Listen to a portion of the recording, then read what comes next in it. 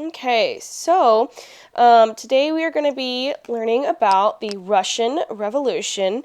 Since we just got done with World War One, and this is actually something that happened during World War One. So I'm just going to go ahead and get into this. Make sure you guys are filling out your graphic organizer as we go through, and you should be focusing right now on the top part with all of the ingredients and things like that. So.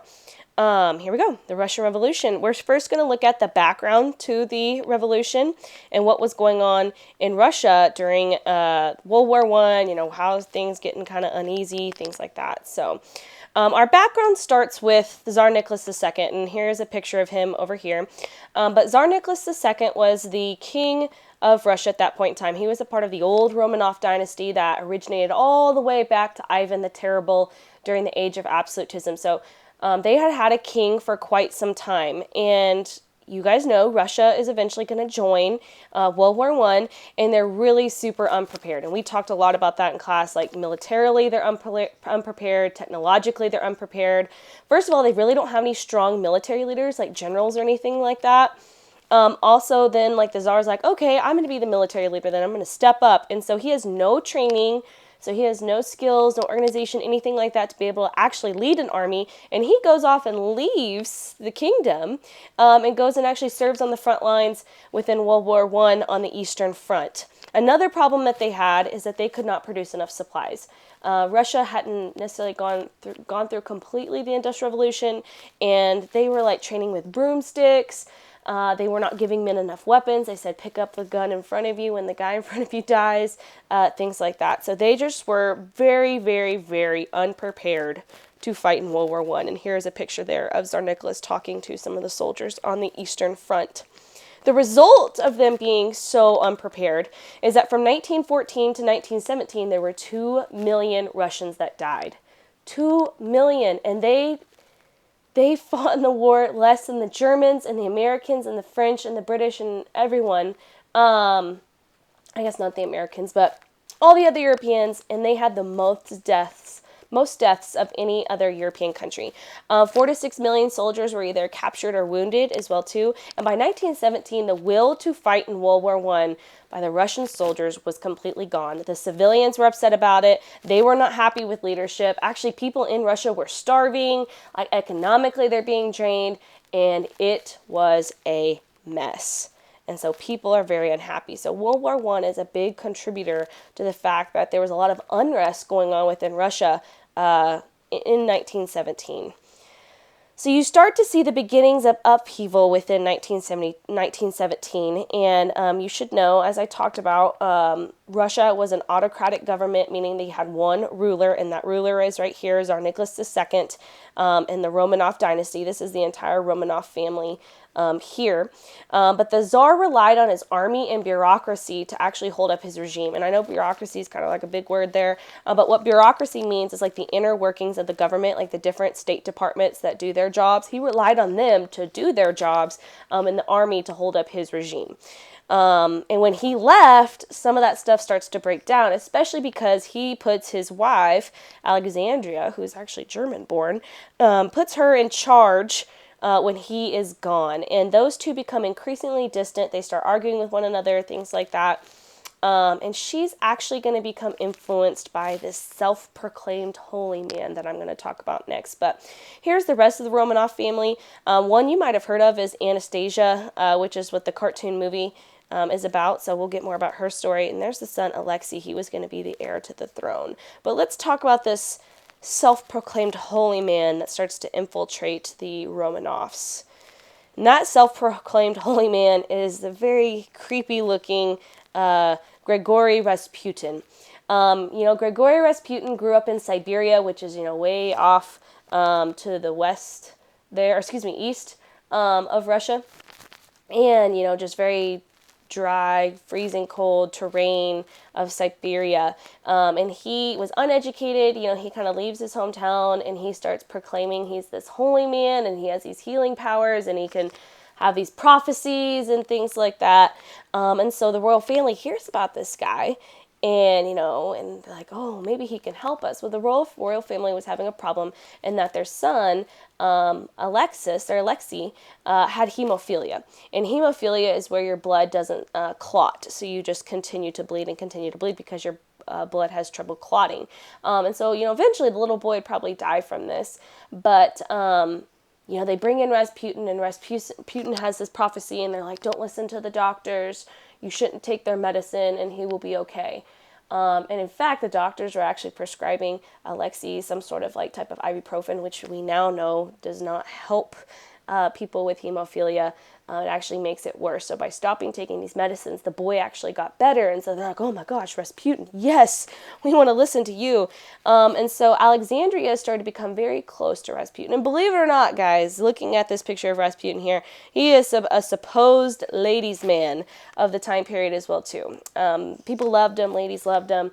And he caught the eye of the queen, or the Tsarina, and she then asked him to be more involved within their lives, and she started consulting him on everything. She would not make a decision unless Rasputin gave her word. And so he becomes very powerful within the Russian government and influential, and a lot of people are having problems with that, and they're like, what is this guy doing? Who is this guy? He would do political favors and stuff like that. And so people did not really like Rasputin, especially the nobles. The peasants liked him because he was an uneducated Siberian peasant who has rose to fame now, but the nobles and the aristocrats, the higher up people within society, did not like Rasputin. And so as Russia is failing economically and militarily, people start to question the monarchy and things like that. So in Russia, people were starving. There was a bread shortage. They were hungry. And so people really start to get upset with the government. And all the while, Rasputin is infiltrating the government, essentially. And so there are some pictures of Rasputin in the background. This is him with the royal family.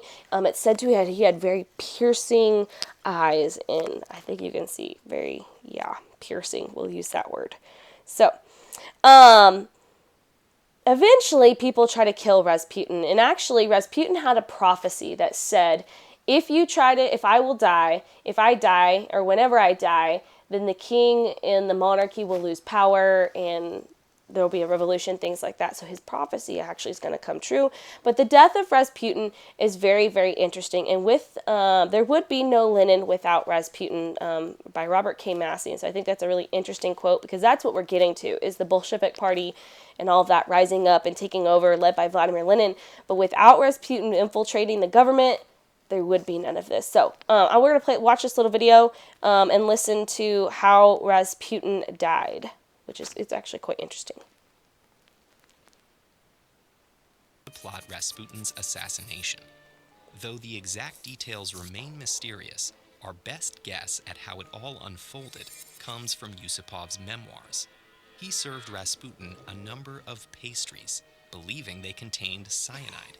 But, unbeknownst to Yusupov, one of his co-conspirators had a change of heart and substituted the poison with a harmless substance. To Yusupov's shock, Rasputin ate them without ill effect. In desperation, he shot Rasputin at point-blank range, but Rasputin recovered, punched his attacker, and fled. Yusupov and his accomplices pursued him, finally killing Rasputin with a bullet to the forehead and dumping his body in the Malanevka River. But far from stabilizing the monarchy's authority, Rasputin's death enraged the peasantry. Just as Rasputin prophesied, his murder was swiftly followed by that of the royal family. Whether the downfall of the Russian monarchy was a product of the monk's curse or the result of political tensions decades in the making, well, we may never know. To learn more about the... So, as you can see, this guy was trying to kill him. He ate pastries, wasn't dying, drank this poison wine, wasn't dying, then goes and shoots him, still not dead, then shoots, and Rasputin's trying to go away and trying to attack him and stuff like that, and then shoots him at point range, somewhere in the head. They tie him up, they throw him in this river, and when they find Rasputin's body, they believe Rasputin was not dead when he was thrown into the river. After all of that, they believed his hands were actually untied when they found his body. So Pretty interesting stuff. But you guys saw, like, Rasputin had this prophecy or put this curse on the family that if he was ever murdered or killed, that the royal family would be murdered or killed as well too. And that is what we are getting to. So that's the death of the creepy Rasputin. So your first part is to reflect and fill out part 1. You should be able to fill out most of the boxes on part 1. I'd maybe leave a couple for what we're about to do. But you're looking at what problems and people led to the Russian Revolution. What was going on? Why were the people unhappy? What problems were going on in Russia? And, it could be people, it could be events, it could be characteristics. Like, for an example, you could put Rasputin down. You could put weak military, okay? Not able to provide supplies. People are starving, things like that. And as you are doing this, if you would like to, you can listen to this very wonderful song known as Rasputin. There's the Just Dance version, and then there is the Rasputin, the original, music video. You have to listen. So it's pretty interesting. So if you can pause the video right here, and get going on filling that out, and then I'm now going to kind of transition to what is going on in part 2, the second page of the graphic organizer. So the actual Russian Revolution, that's everything kind of leading up into the revolution. Let's see, how does the revolution actually happen? So I've actually numbered all the events for you. So event number 1 is the March Revolution. Okay, this happens in 1917. So that's what you should put in event number 1. Now you need to put a 1-sentence summary. So let's talk about what the March Revolution was. Essentially what's going on is that there's a series of strikes by working class women that break out in St. Petersburg. Back then it was known as Petrograd. St. Petersburg is up north in Russia. It's the port city. It's named after Peter the Great. So it is the one city that has a warm water port, which you guys know Russia doesn't have a whole lot of those. But anyway, there's strikes going on up there. And a few weeks earlier, the government started bread rationing. And now there's no bread for anyone. Everyone's starving. 10,000 women start marching through the streets demanding peace and bread and chanting peace and bread and peace and bread. Soon they're joined by factory workers and other workers of Russia as well too. And basically all these strikes started to shut down factories in the city on March 10th. And so basically there was no production. All these people are protesting. They're angry about the bread shortage. They're angry about bread rationing, and they're starving, and there's not enough food to feed their families. Well, the wife, Alexandria, calls her husband, or writes, back then they didn't have phones, but writes her husband, and, they're all just a bunch of hooligans. They're going crazy. If it was cold, they probably wouldn't even be there. And the king's response is, go ahead and send troops out there, and if they need to shoot and kill them, go ahead and shoot and kill them. So now they're starting to shoot their own civilians for protesting in the streets because they're hungry and they don't have enough bread. So here you can see the strike of the women protesting for peace and bread, and then you can see the aftermath, the bodies laying on the ground. That was all done by the government. Not a good look for the government. People are angry. Moving on then to the second event of the Russian Revolution, which is Tsar Nicholas's abdication. Abdication meaning they're giving up the throne. Basically, the legislature of Russia, they have one of those. Now, how much power it has, but the legislative body comes together and they're like, let's create our own government because the Tsar has gone off the rails. They had this holy man infiltrating. It's just not good. They're not strong enough anymore. And they asked the Tsar to step down. And at this point, the Tsar did not have any support from the government or the army. And so the Tsar then decides to step down on March 15th. And this would be the end of the 300-year-old Romanov dynasty started by Ivan the Terrible. And you can see this is actually in the New York Tribune, where he abandons the throne. When he steps down, his family is placed in a prison. It's not behind bars and stuff like that, but it's basically kind of like house arrest. They're going to be moved around several times, but now the family is placed in prison. Then moving on to number 3, who's now going to kind of take over because there's no more Tsar. They've set up a provisional government, and you guys know what that means. The government's weak and unstable. What's going to happen next? We have to kind of trace back and talk about the rise of this political group called the Bolsheviks. So the rise of the Bolsheviks kind of happens because the new provisional government's let's just keep going and fighting in World War I. OMG, major mistake. The peasants and the people hated the war. It was draining their resources, draining their money, and they did not want to be involved in the war at all. So a lot of people were angry because they decided to stay in the war, and they started to face a lot of challenges from these things called Soviets. Soviets is the Russian word for councils. So it's kind of like little political party councils, things like that. They were mostly socialist Soviets. There wasn't a whole lot of other types of Soviets. They're mostly socialists, but they represented the lower classes. The most famous, popular Soviet was the Bolsheviks. And here you can see the symbol of the Bolsheviks, the iron and the hammer and the sickle, representing the workers, the working class. So the Bolsheviks were the largest of these political organizations. And Bolsheviks basically are Russian social democrats, okay? So they're socialists and they are a small faction of the Marxist party. And if you don't know what the Marxist party is, if you remember the Communist Manifesto, okay, where basically, it calls for the calls to abolish capitalism, written by Karl Marx. That's why they're called the Marxist Party. That is what that group believed in, that there should be a violent revolution to overthrow the government where the working class takes over, and then makes things equal for everyone, right? Because in socialism, everyone's equal. So they're dedicated to that idea of a violent revolution. Who is their leader? Who is the leader of the Moscow Bolshevik group? That is Vladimir Lenin. So he is pictured here in these pictures. So guys, I know a lot of people always talk about and think like, oh yeah, like Russian communism started with Joseph Stalin. It didn't. Okay, Russian communism started with Vladimir Lenin. He is the man that was able to get communism within Russia. And he believed the only way to rid Russia of capitalism was a violent revolution by the working class. They would have to overthrow the government. Well, where's he been all this time? He actually spent a lot of time abroad trying to spread his ideas of Marxism and trying to gain more followers and things like that. But when the Tsar stepped down, he's like, oh, this is a perfect opportunity. Like, there's a provisional government. It's unstable. People aren't happy. They're just wanting someone to show them the right direction. And so he starts to head back to Russia. He was in Germany, though, and the Germans were like, get this guy out of here. Like, maybe we can create some upheaval if we send him back. So the Germans actually sent him back on a train to Russia, and that's where he's then going to start trying to gain more followers and things like that. But he is the leader of the Bolshevik Party, Vladimir Lenin. What did the Bolsheviks promise people? Biggest thing, number one, numero uno, into World War I. That was the biggest thing. They wanted to get them out of that so that they can spend their money and resources on the people. They advocated for peace, land, and bread. That was a slogan. They wanted to redistribute all the land to the peasants. Make it equal for everyone, because, socialism, everything is everyone's equal. Everyone works together for the betterment of everyone. So there's no private ownership of property. The peasants get to have territory, things like that. All power to the Soviets.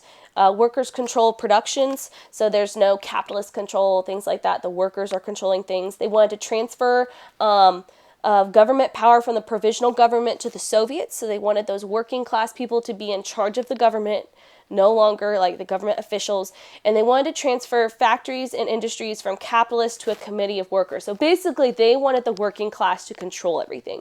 They didn't want these higher up capitalists, rich people, controlling everything. They wanted the workers to control everything, and they also wanted to end World War I.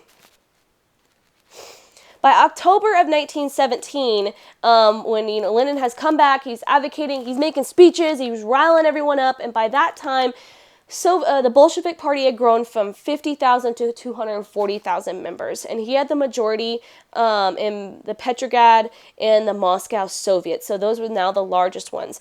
Lenin was in charge of the Moscow Soviet, while Leon Trotsky is in charge in Petrograd, which is St. Petersburg. He's going to be your military mastermind later on when we get to war and stuff like that. But the Bolsheviks are now in a position to claim power. They have the majority, and kind of just they're gaining ground, and they're ready to make their move. So that move brings us to number 4, which is known as the October-November winter revolution. So what they do is they are going to seize the Winter Palace. If you don't know what the Winter Palace is, that was like the Palace of Versailles that the Russians built. It wasn't as grand as the French one, but pretty darn close. So they're going to, and that's where the government is held. So they're going to, on November 6, 1917, they're going to go and seize control of the Winter Palace, excuse me. There's a little bit of bloodshed, not a bunch. It wasn't like a big war or anything like that, but the government quickly collapsed. As you know, they weren't very strong in the first place. It followed with the meeting of the All-Russian Soviet Congress, and publicly Lenin turned all the power over to the Soviets, which is what you're supposed to do in pure communism. Remember, they give all the power back to the people. However, the real power passed through a council of people's commissioners, and guess who was in charge of that? Vladimir Lenin. So still there is one person kind of making all the decisions, but he made it seem like all the workers had the choice in things. So here's a picture of them storming the Winter Palace in 1917. Our fifth event then goes to creating the Communist Party. The Bolsheviks, after they take over the Winter Palace and are now in charge of the government, rename themselves the Communists. And now the Communist Party has control. Here you can see is Marx and Engels, the two that wrote the Communist Manifesto, and Lenin in the background. But although Lenin is control, not everyone in Russia wanted to be a communist, and so he is going to have problems still left to deal with. But he's now in charge of the Russian government, but it's not clear skies just quite yet. He has to deal with a few more problems. But in the meantime, like, what happened to the Romanov family? We said they were imprisoned. And this is kind of a side note to everything else, but it's interesting. It's an interesting story. Basically, the family had been moved around a couple times, and there's one of the last pictures of the family as a whole. And they kept them in this room. And when the communists took over the government, Lenin sent people to go and assassinate them. And when they went to send them to go and assassinate them, they shot the mother and the father multiple times and killed them, but the kids were able to run away, and the shots didn't hurt them because they had jewels and diamonds sewn in their clothing. And so the kids were able to run away, but eventually they were captured and killed as well too. They were buried in separate areas, but you know, the whole myth and the story of Anastasia is that she actually did get away. And she appears later on, and people claim to be Anastasia, stuff like that, because they never actually found her body.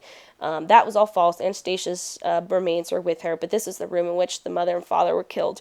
But that's kind of that mystic story behind the Romanovs. Now, back to the actual revolution. We're on to event 6, the first objective of the Communist Party. You can probably think, what was the most important thing that they did? Get out of World War I.